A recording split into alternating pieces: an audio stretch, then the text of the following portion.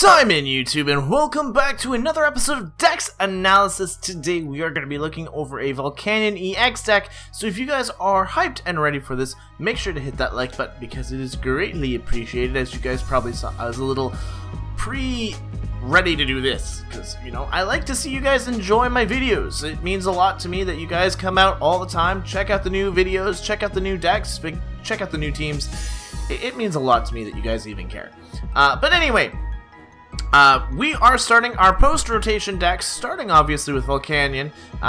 Definitely a strong, fun little deck that came out of the water from Steam Siege, and it's nice to really give it a go. So let's get right into this. We're going to start off with Volcanion-EX, being the 180 HP Fire and Water type Pokemon. He's got Steam up. Once during your turn, you may discard a fire energy card from your hand. If you do so, during your turn, basic fire Pokemon, their attacks are going to do 30 more damage. So this is a really strong ability for basic fire types. It also has Volcanic Heat, 2 fire energies, 1 colorless for 130 damage. Likelihood is we're not going to be using it. The main quote-unquote starting attacker is going to be, Volcanion. The baby form, Yveltal, Xerneas, Zygarde, they all had baby forms to their big EX form. Volcanion is no different.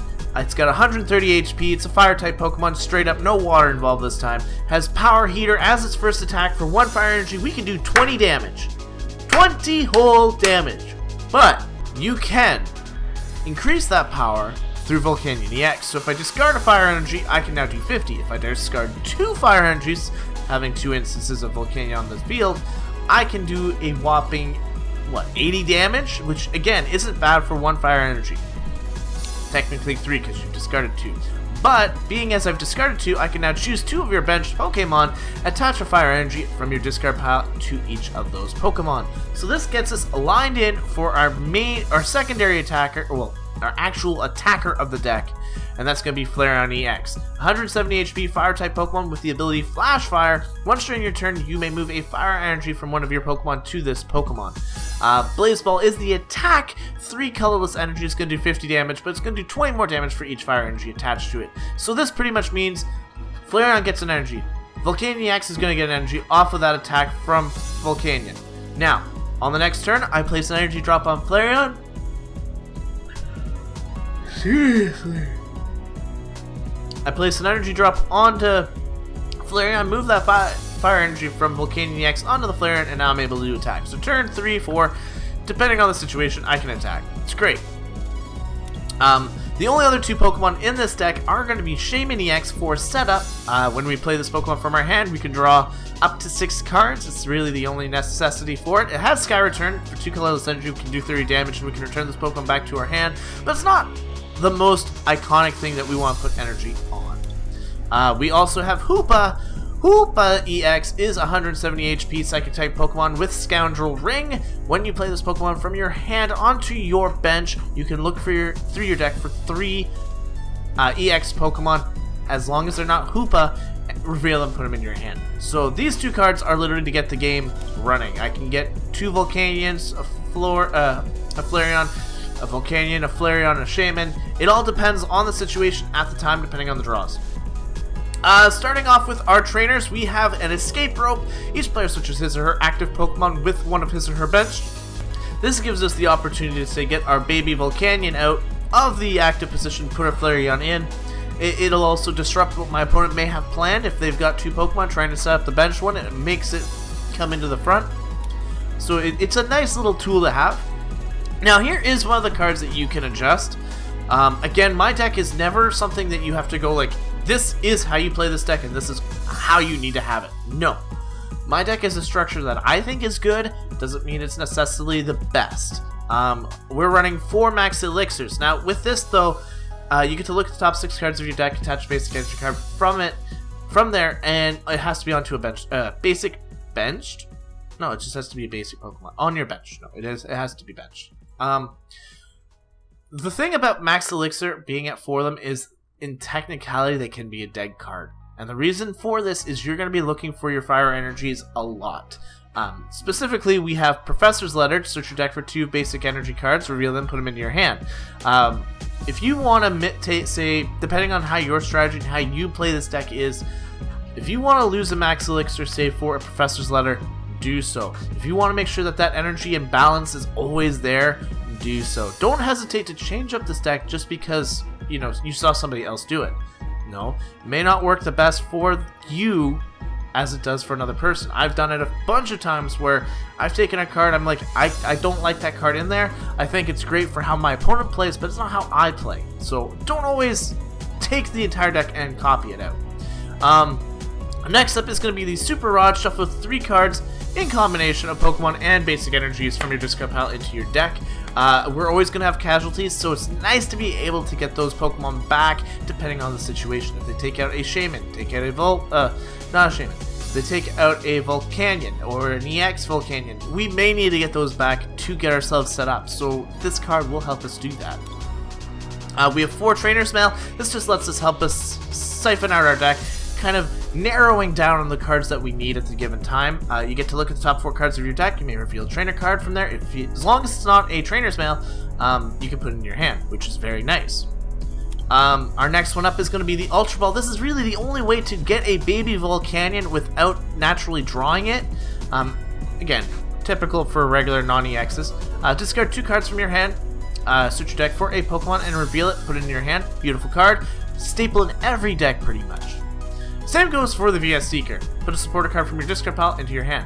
Now, with post-rotation, the amount of VS Seekers may not be as heavy. Now, I still plan to play 4.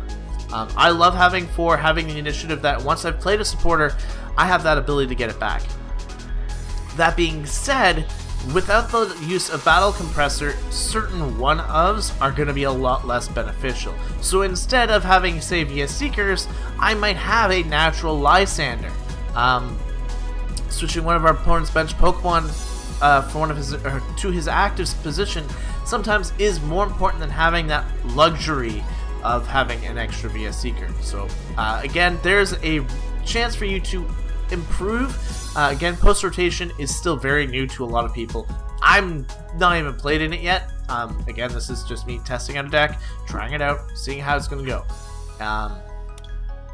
So with that being in mind, VS Seekers are potentially up or down, depending on the situation. Our next supporter, though, we're going to move on from that, is Fisherman. Put 4 basic energies from your discard pile into your hand. Again, we're going to be using our energy a lot. The good old 11 energies you see here are very, very valuable. You're going to see in another moment that they're going to be used for card draw. They're going to be used for our outright power. They're going to be used to set up our attacks. They're going to be used all over the place. And in a sense, Fisherman's going to be able to get those unused energies that Power Heater may not be able to get and bring them back into our hands so we can at least use Steam Up one more time. Another useful attack here is Hex Maniac. Till the end of your opponent's next turn, each Pokemon in play in player's hands and in each player's discard pile has no abilities.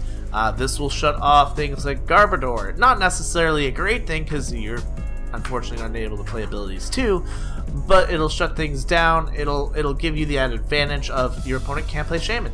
Turn 1 Hex Maniac sometimes slows your opponent down significantly, enough to the point where you got that extra little bit of time to get a good start over your opponent.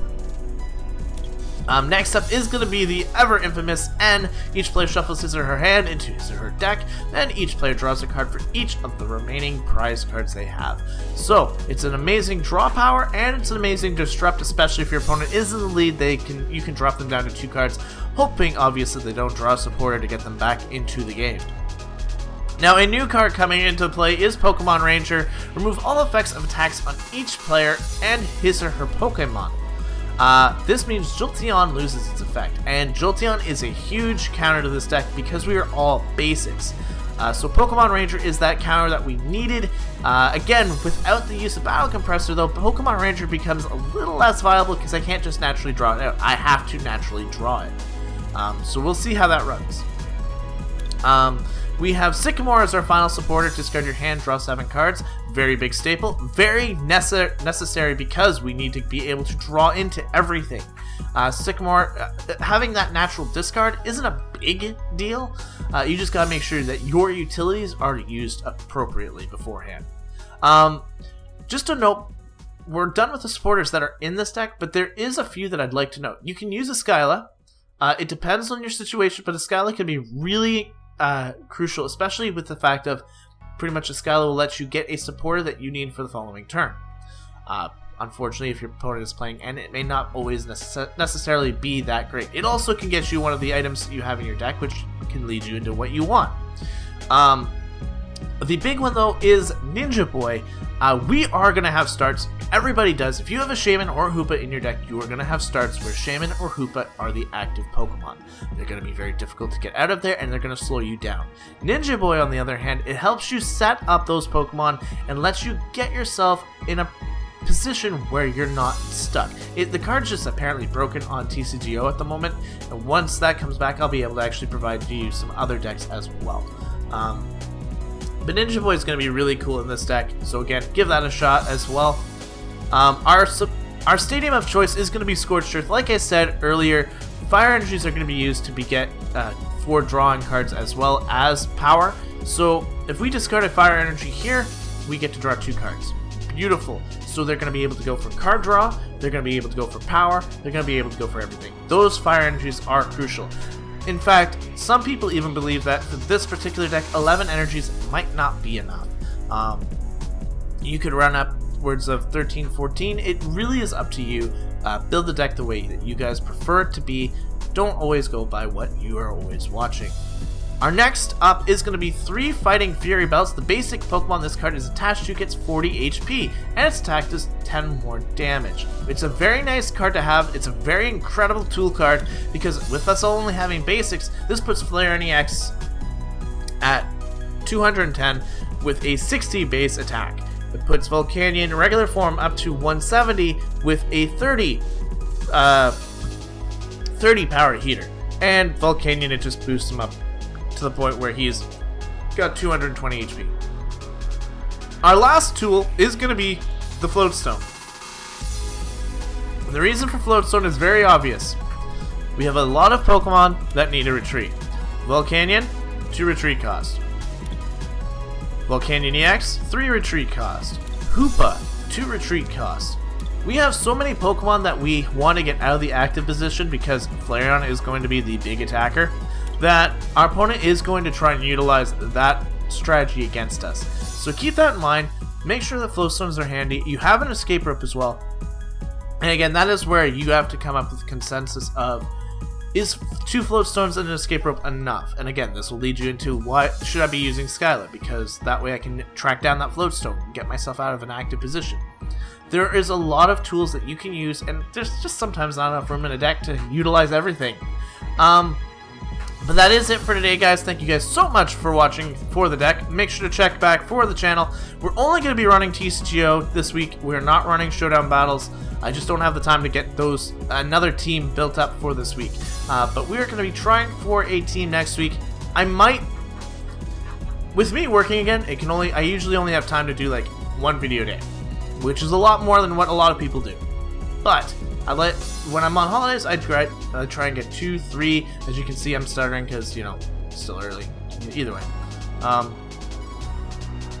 try and get 2, 3 videos, guys, when I'm on holidays, when I have that luxurious time of being able to produce more. But for right now, I'm back at work. I can't produce as many videos, so 1 a day is great. We have MLPB still. We have CBA on the weekends, so you've got 3 guaranteed videos always, and then TCGO or Showdown will be the other supplement with pack openings on the side as well. And a side note, you guys can probably see that the quality in the webcam is starting to change. I actually picked up a second monitor. A buddy of mine sold it to me, and my webcam needs to be replaced, or not replaced, but I'm adjusting, figuring out where the best lighting and all that kind of stuff is, and that does take time. So if the stuff on my webcam looks a little weird, it'll get better as I get used to it. But that is all for today, guys. Thank you guys so much for listening to me ramble. It's nice to get those things out to you guys so you guys know what's going on in my life as well. But that is it for today. Thank you guys so much for watching, and I'll see you guys in the battles later this week. But until then, time out.